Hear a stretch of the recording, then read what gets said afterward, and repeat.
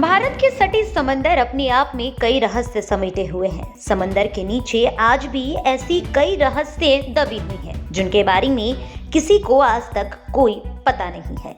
तो आज के इस खबर में हम आपको ऐसे ही एक रहस्य के बारे में बताने वाले हैं, जो कि भगवान श्री कृष्ण से जुड़ी है। कुछ वर्षों पहले एक ऐसी ही जगह की खोज की गई थी, जिसके बारे में जानकर हर कोई हैरान हो गया था।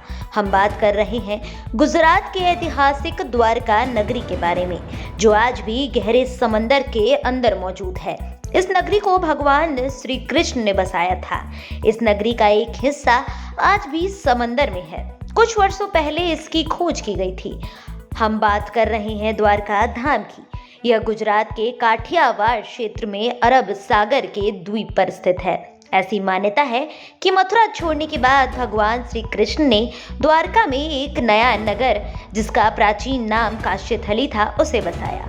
कुछ वर्षों पहले नेशनल इंस्टीट्यूट ऑफ ओशियनोग्राफी को समुद्र के अंदर प्राचीन द्वारका के अवशेष प्राप्त हुए थे। उनके द्वारों का शहर होने के कारण ही उसका नाम द्वारका पड़ा। इस शहर के चारों तरफ से कई लंबी दीवारें मौजूद हैं, जिसमें कई दरवाजे भी हैं। ये दरवाजे आज भी समुद्र के गर्त में हैं। ऐसी मान्यता है कि जब मथुरा छोड़ने के बाद भगवान श्री कृष्ण ने द्वारका में एक नया नगर बसाया। इसका प्राचीन नाम काश्यथली था।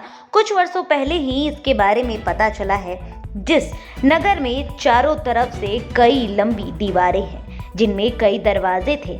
ये दरवाजे आज भी दीवारों से सटे समुद्र के गर्त में है। बताया जाता है कि श्री कृष्ण अपने 18 साथियों के साथ द्वारका आए थे।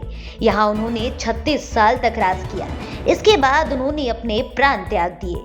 भगवान श्री कृष्ण के जाते ही द्वारका नगरी समुद्र में डूब गई और यादव कुल नष्ट हो गया। महाभारत युद्ध के बाद कौरवों की माता गांधारी ने महाभारत युद्ध के लिए श्री कृष्ण को दोषी ठहराया था।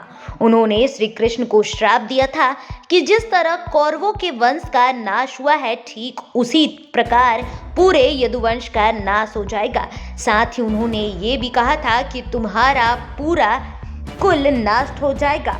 और श्री कृष्ण भले ही सारे जगत के दाता हैं, श्री कृष्ण चाहते तो उस समय वे इस श्राप को ना लेते, लेकिन उन्होंने एक माता के श्राप को अपनाया और अपने प्राण भी कष्ट में त्यागे। साथ ही उनका पूरा का पूरा द्वारका नगरी आज भी समुद्र में डूबा हुआ है, जिसकी खोज कर ली गई है। और जल्द ही अब इसको लेकर एक सबमरीन भी चलाया जाएगा, जिसमें आप जाकर द्वारका नगरी के दर्शन समुद्र के भीतर कर सकते हैं।